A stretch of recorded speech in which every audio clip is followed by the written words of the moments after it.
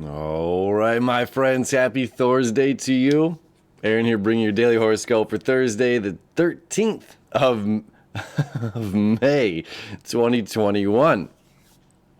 Thursdays are Jupiter days. We've got Jupiter at the 29th degree of Aquarius going to be moving into Pisces today, 0 degrees of Pisces later this evening. We've got the moon in the middle degrees of Gemini, leaving its conjunction later on Wednesday evening with Venus, and it's going to conjunct the North Node around 9 in the morning. At 11 degrees, it's continuing this sextile between Mars, the North Node, and Uranus, and Chiron. We all have these little mini sextiles at 11 degrees, something we talked about yesterday. So the moon jumping in here as well is saying, yes, this is my emotional fulfillment. My emotional fulfillment right now is seeking truth, seeking knowledge, and really trying our best to recognize both sides of the coin.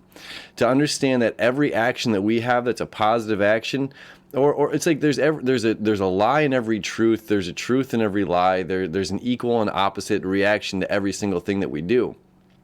So even though we might be going about something that seems the best or right way to go, living and seeking our personal truth, there can still be it can still look like not the positive or best way to go about it in somebody else's eyes. So it's like we're always going to be coming back and revisiting this. Like there's multiple ways to do something. We're constantly, we're perfect yet ever expanding. It's one of my favorite things. That's Osho quote. We're perfect yet ever expanding beings in a perfect yet ever expanding world.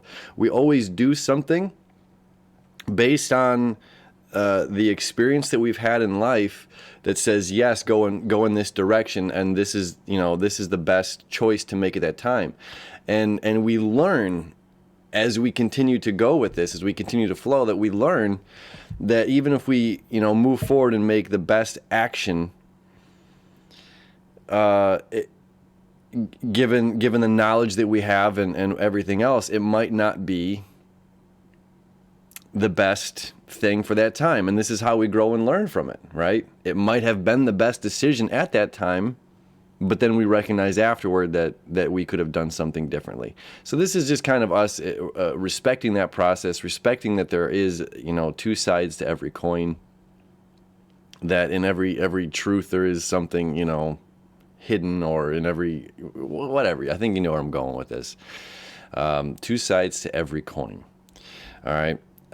And now we're going to have the moon here start to trine Saturn in Aquarius, saying, this is being the leader of the group. This is being the leader of the pack. This is a good chunk of what this year is about. 2021 is stepping up to be a leader. Something we talked about, I believe, during the new moon. It's like, where are the leaders at? Where are the teachers? We're always going to be students. We're always going to be learning. But it's time for us to step up and kind of own it. We'll always have that time to read and whatever, and sometimes they say it was as long as you're one book ahead or one page ahead of your students. That's a way to go about it. Not my personal choice, but it's saying it's time to step up. It's time to be the leader of the group, even with the limited number of resources or knowledge that we have. This is my calling. This is my calling. So the moon here as well is saying, okay, if I'm going to do this, if I'm going to take this leader approach, what else do I need to figure out? What ducks do I have to get in line? What information do I have to seek? Because that's what all this Mercury and Venus, North Node, Moon, all here in Gemini. This is all about seeking truth, all about seeking answers, and recognizing as soon as we open one door, there's really two doors in front of us. And through each of one of those doors, there's another two doors, and another two doors, and another two doors. So this is learning. It's learning ourselves, learning what we value, learning who we are, learning how to value ourselves, learning how to be the authority in our lives. And it's just like, as well, there are many leaders of a group. Everybody leads in a different way. This person might be the best at let's take it, take it back. This person might be the best at making the fire. This person might be the best at making the teepee. This person might be the best at making food. This person might be the best at sewing clothes. This one might be the best at wood, creating with their hands or stones or something like that. So it's like we are all leaders of the group, of the community, no matter what. And it's just finding our role and valuing ourselves and giving serious thought and contemplation to who we are and how we're showing up to that group. Now, Jupiter moving out of Aquarius, and there it is, at 7 p.m. into the sign of Pisces. Now, this is a really beautiful placement for it to be. This, for one, gives Saturn a little bit of time to tighten things up in the technological front, where things that are, Jupiter just wants to expand. And we've got cryptocurrency for everyone. We've got vaccinations for everyone. We have podcasts for everybody. We have, all this abundance of technology and community. Saturn now says, okay, Jupiter, you're out of here. You want to create this abundance and this magnifying glass of more and more and more. I'm going to let you go ahead a little while, and I'm going to stay back here and make sure all the paperwork's filled out and everything's sorted. We can create new laws. There's going to be a lot of new laws of cryptocurrency coming up over the next year and a half while Saturn is in Aquarius. Now, Jupiter moving into Pisces is very positive, very, very powerful, as Neptune is all about expansion and Jupiter is all about expansion. And Pisces is the sign of completion, wrapping things up. This is the guru on top of the mountain. This is as well as the infant child, knowing just the tip of the nose, fingers and toes. Okay, Pisces is kind of that everything. That's why it's the two fish, one going each direction. It's like the all-encompassing. So we have both planets of expansion. Neptune is outside of Saturn's realm. Jupiter is within Saturn's realm. It's an inner planet to Saturn. So it's just like everything in the inside of Saturn has to follow Saturn's jurisdiction as far as what is the limit of what you can expand, where Neptune has no limitation. It's outside of Saturn's limits, right? So both planets of expansion in a place of spirituality, in a place of connecting with our highest self, connecting with our inner child, connecting with the highest good, connecting with the ethereal knowledge, the knowledge that's up here, right? That's something that can't be taught in a book. So it's really beautiful that we have both of these placements. We have a lot of information in Gemini, which is really cool because Gemini is about the physical communication, just like this. Then it's the silent communication, just peering at each other. Namaste, right? And then it's closing the eyes, opening the mind's eye here, and getting information from source.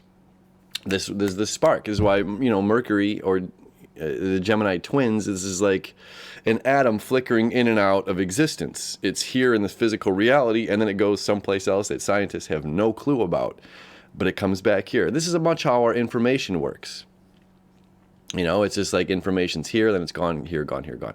So we have a lot of information, a lot of energy in Gemini. So it's like we're gaining insight. And then furthermore, Jupiter now entering Pisces is saying, look, we can take all of this insight and we can expand our spiritual being. We can expand our spiritual consciousness, which is extremely important moving in here, as a lot of things are going to be changing in the physical world. Money is going to be changing, the way that we communicate, technology, schools, all of this stuff is changing, especially with the South Node being in Sagittarius. So Jupiter moving into Pisces is a godsend, and it's saying, look at, look how you can connect with yourself, how you can connect with your breath, how you can connect with your highest good and your highest intentions, how you can gain insight from just sitting with oneself, and to maneuver life into a better place, into a better way. So this is extremely, extremely beneficial that it's going to be here. I don't remember exactly what date Jupiter leaves, but other way, I'll show you the chart here. I don't remember exactly what date it leaves. It's not here for too long before it retrogrades. I think we get a month and a half or so, and then it's going to be back into Aquarius. So this is a little foreshadow for us. Appreciating this energy, appreciating the information that's coming into us that's going to expand our personal lives. It's going to expand our emotions, our spiritual joy, right? There's our physical. How do you feel? You know, your physical body, this can be kind of a Capricorn. There's your ambition. You know, how do you feel? Fire sign. There's, Taurus, you could say that's your earth sign. How do you feel? You know, your body. How do you feel? How's your mind? How's your spirit? How's your emotions? The water signs, right? So this is about expansion of our emotions, expansion of our spirit, our spiritual consciousness with ourselves. My friends, that is our Thursday. Have a very happy Thursday to you. A lot of insight coming in. Looking forward to receiving. Have a beautiful day as always. Thank you for hanging out with me. I love you, and we'll see you tomorrow.